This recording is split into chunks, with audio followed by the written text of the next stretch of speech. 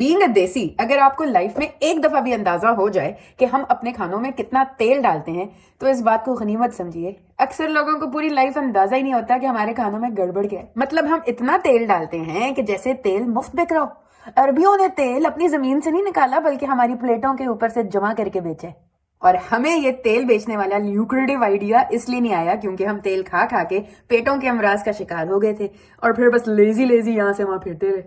अब I know कि आप ये सोच रहे हैं कि यार ये क्या चुस्सियां मार रही है, इसलिए मैं अब थोड़े मुद्दे पे आऊंगी और अपनी बात में थोड़ी रियल टॉक लेकर आऊंगी। Real talk bro. Spices and oils they go hand in hand, और ये बात हमारे बाप दादाओं को बहुत पहले समझ आ गई थी कि स्पाइसेस का असल टेस्ट और अरोमा तब तक उभर के नहीं आएगा जब तक उनको डीप फ्राई ना किया जाए। ऐसा ही है ना, यही करते हैं ना हम। ऑयल्स होते क्या हैं? Oils are fats. फैट्स क्या होते हैं?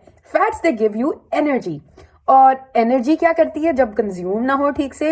It turns into fat and you get fat.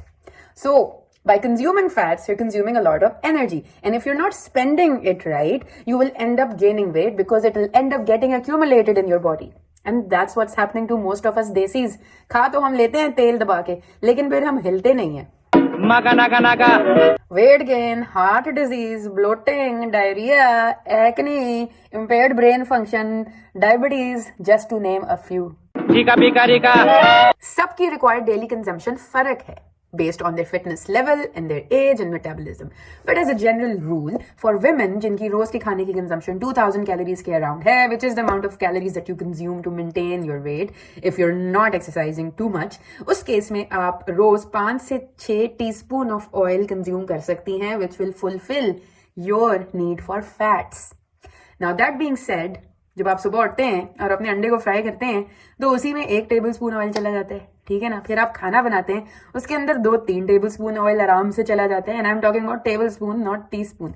और फिर उसके बाद आप शाम को बिस्कुट खा लेते हैं चाय के साथ, वो भी एक सोर्स ऑफ फैट है, उसके अंदर फैट है। फिर आप थोड़ी सी चिप्स खाते हैं यहाँ से, फिर आप थोड़ा सा सोडा पीते हैं वहां से, फिर आप उसके बाद थोड़ी चॉकलेट खाते हैं, थोड़ा मीठा खाते हैं, तो आपकी फैट की consumption it hits the roof. You're eating way more than you need and you're not burning enough, which is why it gets very hard for desis to lose weight. Because we don't understand foods, we don't understand macronutrients, we don't understand fat क्या है, protein क्या है, carbs क्या है, identify कैसे करना है और उनकी serving sizes कितनी रखनी है। हाँ भाई, तो फिर क्या सोचा? लाइफ की ट्रेन ऐसी ही चलती रहेगी या फिर किसी स्टॉप पर रुक के आप थोड़ा सा समझेंगे और फिर आप डायरेक्शन चेंज करेंगे?